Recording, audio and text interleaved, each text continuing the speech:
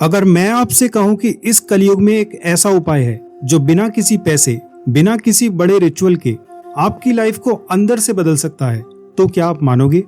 और सबसे बड़ी बात, ये उपाय इतना सिंपल है कि आप इसे कहीं भी कभी भी कर सकते हो। नाम जप।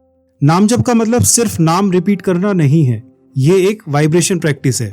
जब आप एक ही नाम बार बार बोलते हो, आपका माइंड एक रिदम में आता है और धीरे धीरे नेगेटिव थॉट्स कम होने लगते हैं।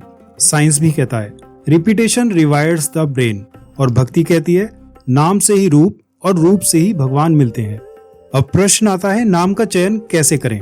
आप राम, कृष्ण, राधा, शिव किसी भी नाम का चयन कर सकते हैं, पर सबसे जरूरी बात क्या है कि आप नाम वो लें जिसमें आपकी श्रद्धा हो। किस टाइम करना चाहिए?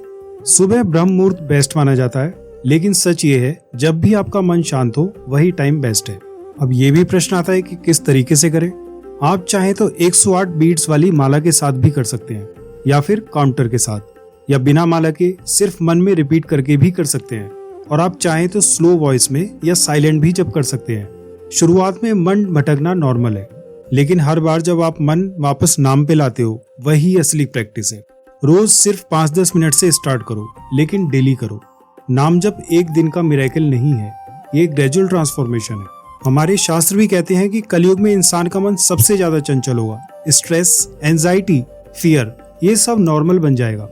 श्रीमद् भगवत गीता में भी लिखा है, कलयुग दोषों से भरा हुआ है, लेकिन एक महान गुण है, सिर्फ भगवान के नाम लेने से ही इंसान मुक्ति पा सकता है। अजामिल की कहानी आपने सुनी ही होगी। उसने जीवन भर पाप किए, लेकिन अंत समय उसने नारायण का नाम लिया, और उस एक नाम ने उसका पूरा भाग्य बदल दिया। इसका मतलब क्या है? नाम कभी वेस्ट नहीं जाता।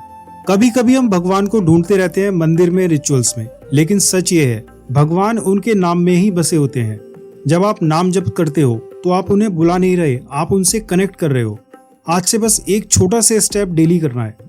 5 मिनट सिर्फ एक नाम का जप करना है, और फिर देखो आपकी लाइफ बाहर से नहीं अंदर से बदलनी शुरू हो जाएगी।